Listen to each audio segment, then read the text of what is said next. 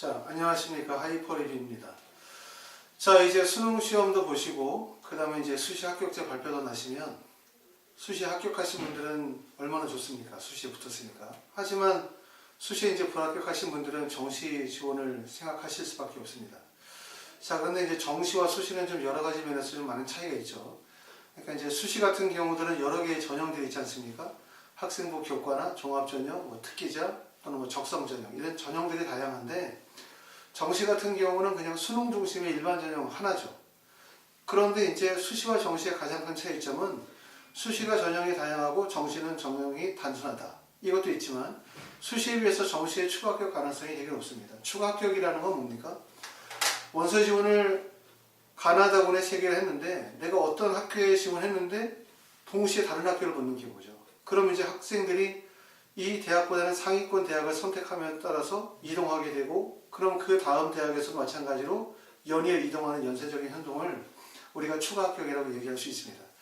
자, 그래서 정시 지원은 수시에 비해서 여러 가지 기회를 주는 장점들도 있지만 또 한편으로는 여러 가지 단점들이 많아요. 그러니까 정시가 가지고 있는 단점이라고 하는 건 뭐냐면, 첫 번째는 데이터가 정확하지 않다는 거예요.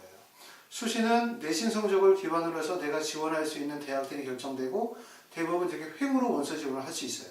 근데 정시 같은 경우들은, 정시는 수능 성적을 바탕으로 해서 원서를 지원한다 하더라도 실제 내가 어느 정도 대학에 갈 수 있을지 불명확하다는 거예요. 왜 그러냐면, 여러분 2018년도에 8개 입시 기관들이 수능 시험을 보고 난 다음에 1등급부터 9등급까지 등급 컷을 발표를 했어요.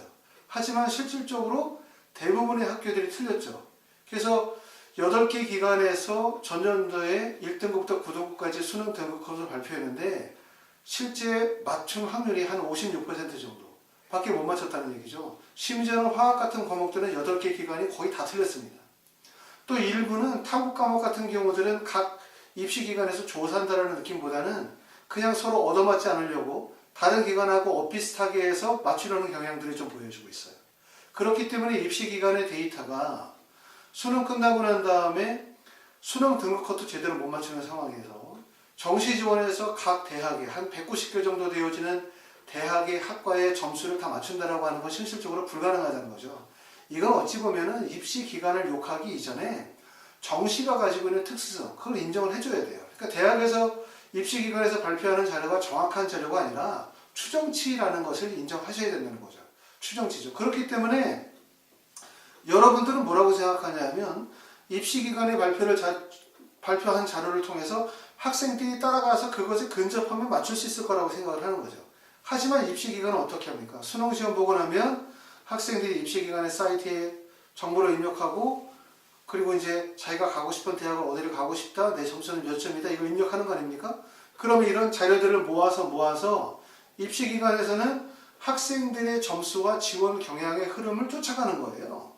그러면서 결과적으로는 마지막에 맞추면 그걸 가지고서 이제 입시기관에서는, 우리 기관에서는 정시의 합격률이 95%라느니 100%니 이렇게 얘기를 하는데, 그거 사실 근거 없는 얘기죠. 왜냐하면 동일한 입시기관을 내가 수능시험 보고 난 다음에 첫 번째 내 점수를 집어넣고 어느 정도 대학 갈 수 있습니까? 라고 해서 받았었던 산출 결과와 수능시험 보기 전에, 원서 전에 1월 2일 정도 돼가지고 입시기관 사이트에 입력해가지고 내 점수 어디 갔습니까? 2개의 결과를 딱 뽑으면 동일합니까? 안 그렇습니다. 엄청 큰 차이가 벌어지죠. 결과적으로 입시기관의 데이터라고 하는 것은 여러분들에게 처음 보여졌을 때 100% 그들이 계산을 통해서 맞출 수 있는 데이터를 제시하는 것이 아니라 추정치를 제시하는 거고, 그럼 여러분들은 그 추정치를 보시면서 본인들의 어떤 점수대와 원서 지원의 경향들을 입력하게 되고, 이 두 개가 맞물리면서 최종 결과가 나오는 거기 때문에 결국 입시기관의 사이트에서 맞는 부분들은 원서 지원 직전입니다. 직전에 맞는다고 할 수 있어요. 그렇기 때문에 입시기관의 사이트에서 제시하는 정보 자체가 부정확하다는 점이 여러분들이 원서 지원하고 대학 결정할 때 되게 어려운 점이라고 말씀을 드릴 수가 있어요. 그 다음에 또 정시 지원이 어려운 점은 뭐냐면, 수시는 대부분 과정 중심의 입시이기 때문에 학교생활 기록부를 가지고, 그리고 자기소개서를 쓰죠. 그 자소서를 바탕으로 해서 원서 지원하기 때문에 원서 지원 직전에 갑자기 원서를 바꾸기가 사실상 어렵습니다. 물론 그런 분들도 주변에 계시긴 하지만 대부분의 경우들은 준비한 대로 전공적 합성을 고려해서 원서 지원하시게 돼요. 그래야 붙는다고 생각하는 거죠.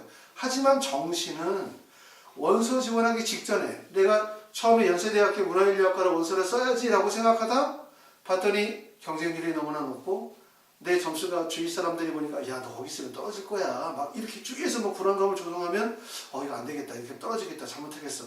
그래서 그럼 그냥 연세대 문화인류학과 쓰지 말고 연세대학교 영문학과를 쓸까 국문학과를 쓸까 봐가지고 아니야 사학과로 써야 되겠어. 원서를 확 바꿀 수도 있죠.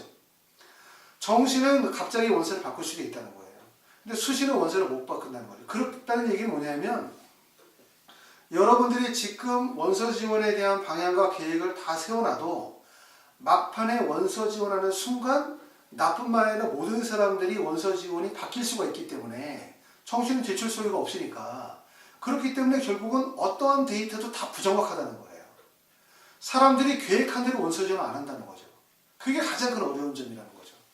그렇기 때문에 이제 정시 컨설팅에서 제일 중요한 거는 데이터가 아닙니다. 결과적으로 데이터를 분석할 수 있는 능력이고 그리고 결과를 예측하는 게 되게 중요한 거예요. 물론 정시는 예측이 안 돼요. 왜? 사람이 하기 때문에.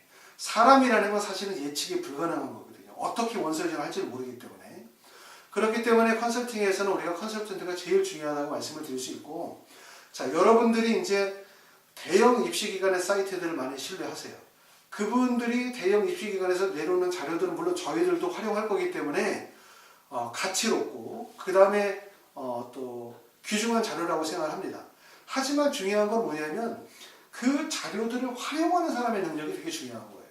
활용하는 사람, 그 컨설턴트의 역할이 제일 중요한데 대형 입시기관의 그 많은 컨설턴트들, 정시면 쏟아져 나오는 그분들이 다 평상시에도 컨설팅을 하시는 분들입니까? 아니죠.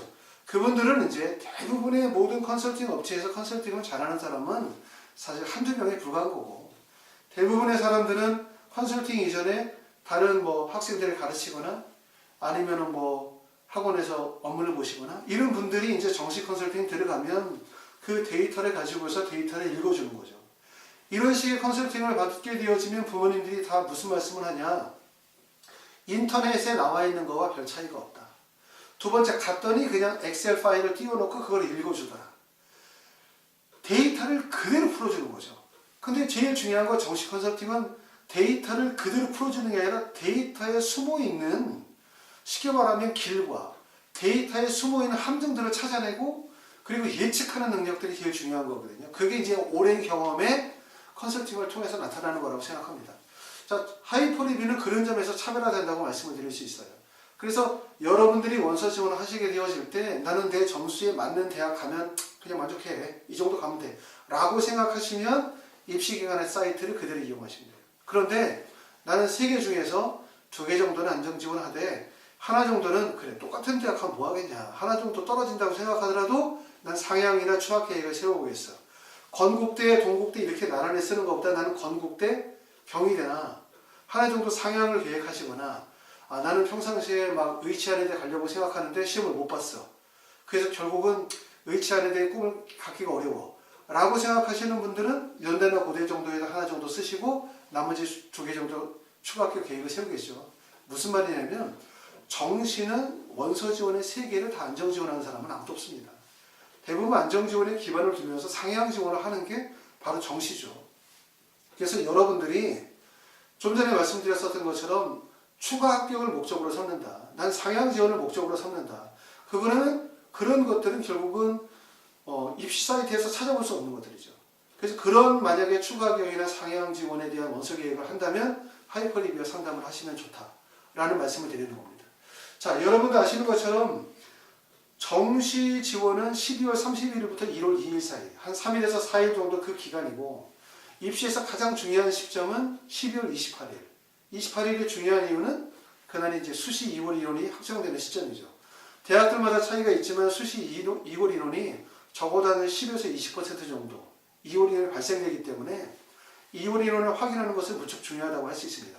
그래서 정식 컨설팅의 핵심 시기는 크리스마스 이후 12월 26일서부터 시작해서 1월 30일까지 그 기간이 가장 많은 정보가 노출되고 또 지원자들의 어떤 지원 흐름이라든가 지원 경향들이 드러나는 시기이기 때문에 그때가 핵심이라고 할 수 있어요.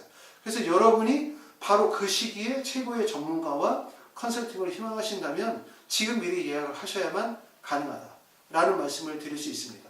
자, 그리고 이제 혹시라도 문의사항이 있으시면 하이퍼 리뷰로 전화 주시면 상담 드리겠습니다. 감사합니다.